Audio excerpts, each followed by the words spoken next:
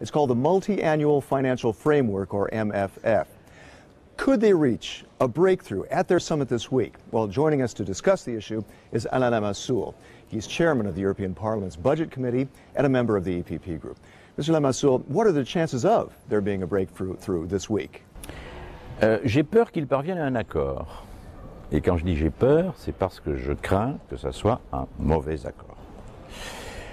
Le problème qui se pose, c'est qu'aujourd'hui, le budget européen est financé par des contributions des budgets nationaux. Tous les budgets nationaux étant en très grande difficulté, tous les États étant engagés dans une réduction de leur budget national, aucun n'a envie d'augmenter.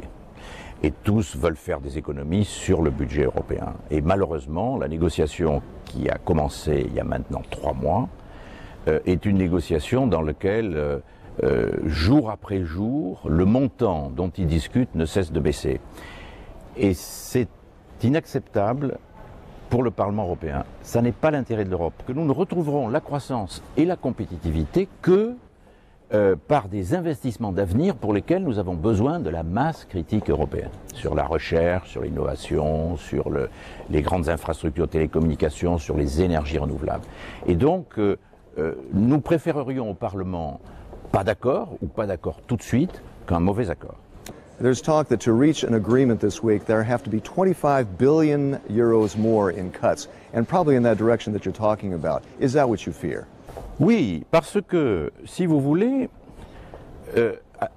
au stade de la négociation, nous sommes, la question que se posent les chefs d'État et de gouvernement, c'est de savoir si, en 2020, le montant du budget européen sera revenu au niveau de 2008, d'avant la crise financière, ou si, avec des coupes supplémentaires de l'ordre de 15 ou 20 milliards, on reviendrait au niveau de 2004, c'est-à-dire avant l'entrée des 12 pays de l'Est dans l'Union européenne.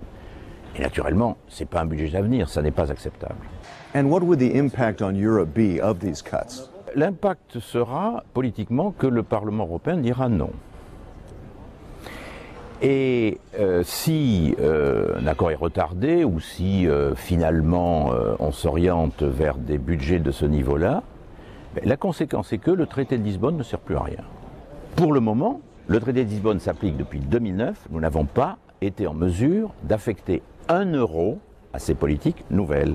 Si les décisions prises aboutissent à réduire encore le budget européen, ça veut dire qu'on renverrait à 2021 la mise en œuvre de ces politiques de l'Union européenne.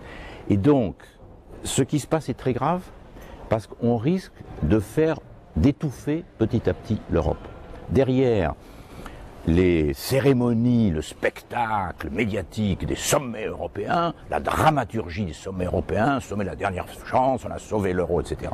Derrière tout ça, l'Europe petit à petit meurt à petit feu. Mr. Lamassoure, thank you very much.